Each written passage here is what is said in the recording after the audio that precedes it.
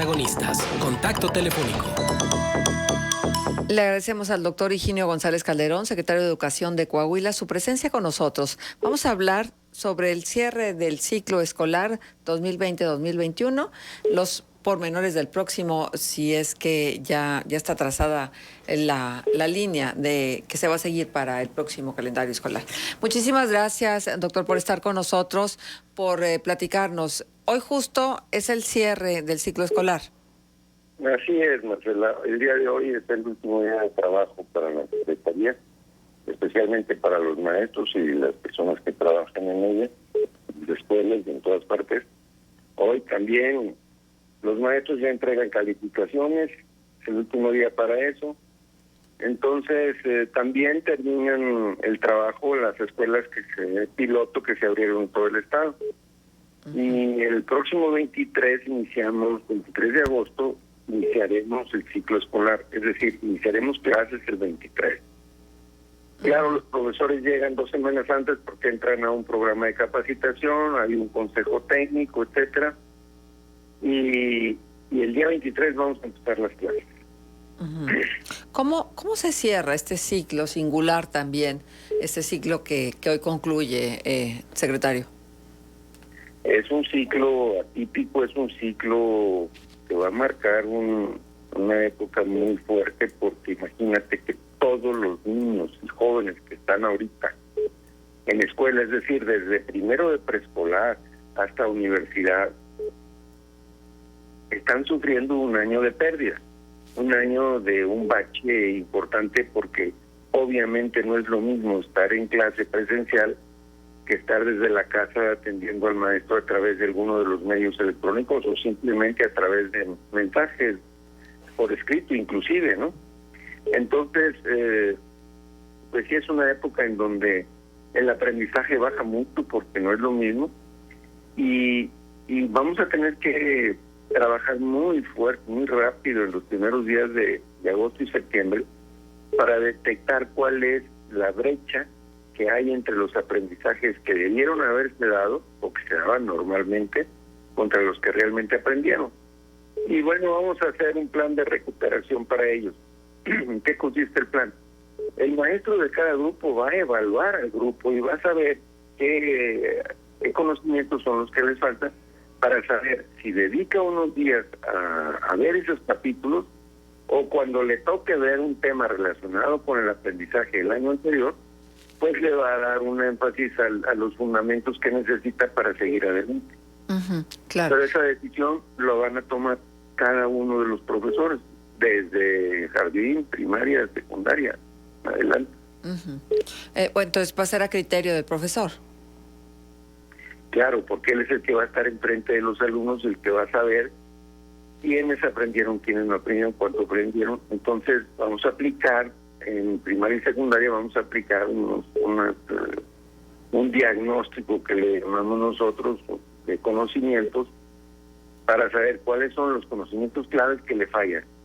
Los conocimientos claves o fundamentales son la base para seguir adelante. En la escuela se enseñan muchas cosas, pero hay conocimientos que necesitas para seguir adelante en esa materia. Entonces, claro, es donde hay que reforzar.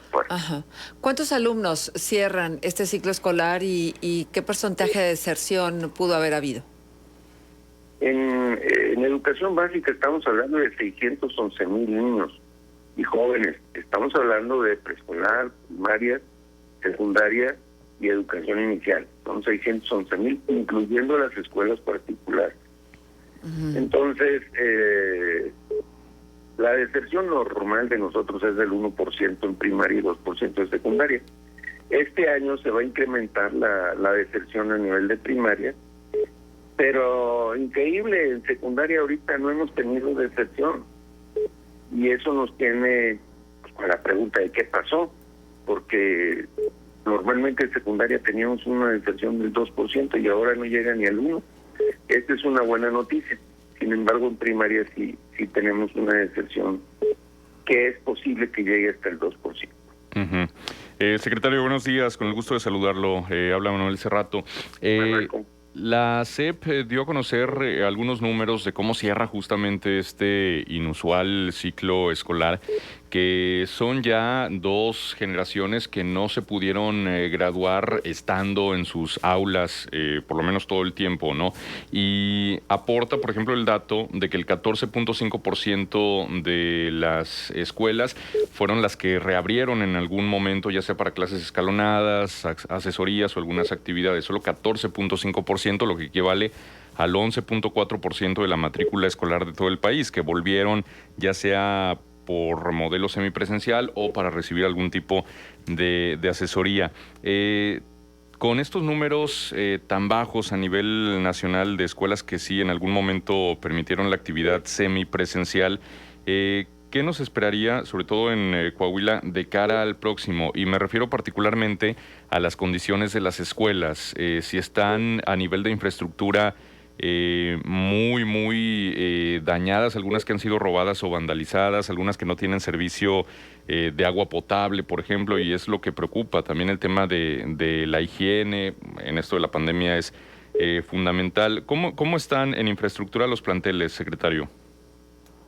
Fíjate que estamos hablando de un tema delicado porque requiere una inversión muy fuerte. Estamos hablando que fueron más de 500 escuelas, casi 600 escuelas vandalizadas, y cuando menos la mitad sufrían un vandalismo que implica costos muy altos. Imagínate que te roban las instalaciones sanitarias. No solamente estamos hablando de la bomba de agua, sino en algunas escuelas, afortunadamente pocas, pero nos robaron hasta los dormitorios, los sanitarios, los lavabos. En el caso del sistema eléctrico, pues nos saquean todo el sistema eléctrico de una escuela, es carísimo, porque el cobre además tiene ahorita buen precio. Entonces, además de que nos implica un trabajo complejo y que no se resuelve, es decir, una bomba quítala y ponla, ¿no? El cambiado es delicado, que lleva mucha mano de obra y te tardas de 2 a 3 semanas en arreglar una escuela. Entonces sí tenemos muchas escuelas que fueron vandalizadas. El estimado va arriba de los 300 millones de pesos. Okay. Pero hasta ahorita es un estimado. Ya terminaron de hacer el levantamiento de necesidades de todas las escuelas, el comité de infraestructura, y ahorita están en el cálculo de los recursos, de cuánto se va a necesitar para ponerlas al, como decimos vulgarmente, para ponerlas al 100, es decir, utilizables en agosto, ¿no? Sí. Ahora, también, secretario, el tema de evaluar el aprendizaje, los conocimientos o el tema del desarrollo de temas que pudieron haberse visto comprometidas con esta situación de la modalidad a distancia. Hay algunos especialistas en educación quienes señalan que posiblemente eso sea lo que menos preocupe en estos momentos, sino que debería importar más la situación psicoemocional de los alumnos, lo que han vivido a lo largo de la pandemia en muchas familias, pues pérdidas de algunos de sus integrantes, el mismo encierro para los niños, sobre todo quienes están en edad de socializar y que, bueno, vieron interrumpido ese proceso natural de su desarrollo. ¿Eso cómo se va a trabajar? Es decir, el acompañamiento emocional a los niños, que me imagino muchos de ellos lo están requiriendo. Yo creo que todos en general, al haber vivido esto, tenemos una afectación emocional, pero pensar en los niños de esas edades, pues sí resulta mucho más complicado. ¿Habrá algún modelo de asistencia en ese sentido, secretario? Yo soy partidario de esa idea, ¿eh? Yo soy partidario de que los conocimientos, no partidario, es decir, yo comulgo con esa idea de que los conocimientos es más fácil reponerlos que reponer un estado emocional que se ha perdido. Exacto. El encierro y todas las circunstancias que tú estás mencionando son reales. Existen muchos niños que fueron afectados por pérdidas de familiares o simplemente por el propio encierro y la relación durante un año, 3, 4 meses, pues es difícil.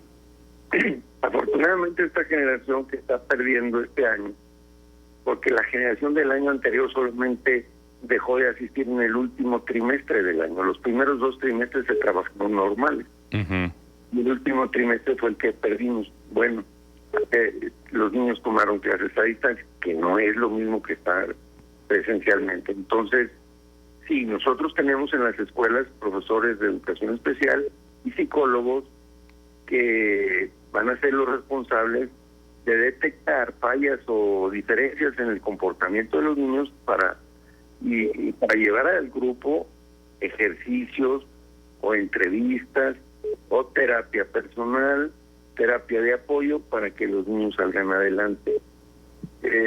Yo estuve visitando ahí en Torreón varias escuelas a mediados de mayo cuando iniciamos con el plan piloto y me sorprendió que los muchachos de secundaria estaban exageradamente serios en el salón de clase.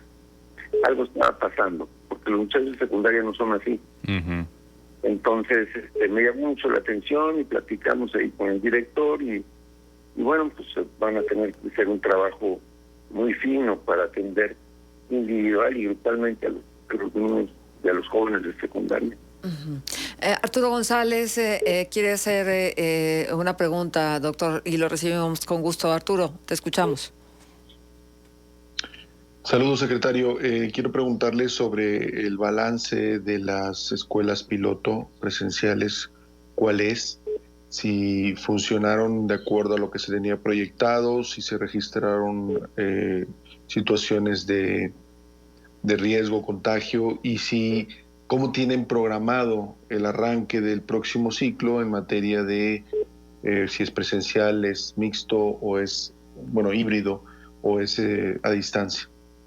Bueno, primero te comento que las escuelas piloto funcionaron muy bien, mejor de lo que esperábamos, porque los niños que fueron convocados, es decir, fueron convocados todos los niños de una escuela y hubo juntas con los padres de familia, hubo juntas con los papás, se les capacitó de cómo debieran asistir a clase y qué precauciones hay que tomar.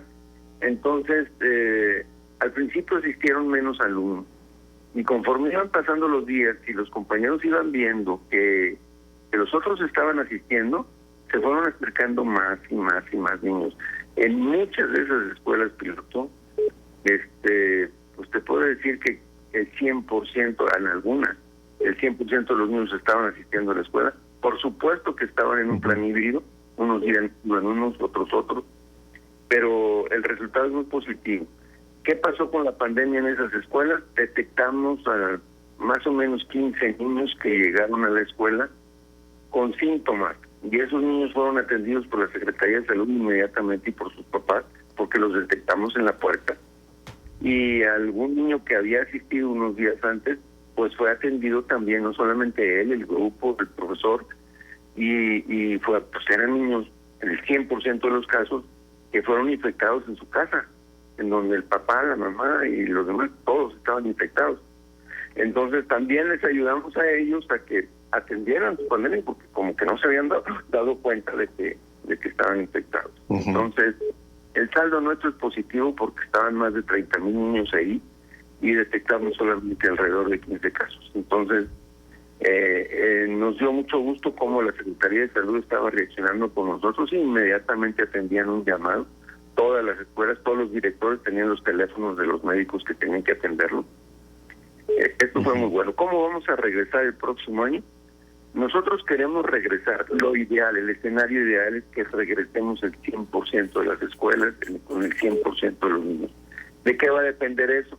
Pues que la pandemia esté controlada, que sigamos en los niveles en donde estamos, porque ahorita andamos en el 3% de infección y eso es pues maravilloso. Coahuila tiene más de 10 semanas seguidas, continuas, de estar en semáforo verde. Entonces, sí, el plan probable es que el 100% o el 90% de las escuelas puedan abrir. El otro 10% es posible que no las tengamos preparadas, las instalaciones con reparaciones listas, pero el 90% sí, y creemos que vamos a trabajar, que lo más probable es con un plan híbrido en donde los niños los jóvenes sigan viniendo a las escuelas, unos días y otros días, ¿no? Muy bien, pues eso ya lo conoceremos con más puntualidad más adelante, secretario. Sí, será hasta que estemos en el mes de agosto y la Secretaría de Salud nos diga las cosas están de esta manera, de este tamaño, y vamos a empezar con estas condiciones, o no podemos empezar, depende cómo esté el semáforo porque la Secretaría de Salud en Coahuila tiene un semáforo para cada colonia, para cada escuela. Entonces nos puede decir la Secretaría de Salud, en esta escuela hay riesgo, en esta no, en esta sí. Entonces, esa es una gran ventaja que tiene la Secretaría de Salud. Muy bien. Pues agradecemos mucho esta comunicación y estar informados a través de su voz. Gracias, Marcela. Muy amable. Gracias, muchísimas gracias. El secretario de Educación Pública en Coahuila, el doctor Higinio González Calderón, estuvo con nosotros. 8:28. Vamos a la pausa, regresamos. Contextos.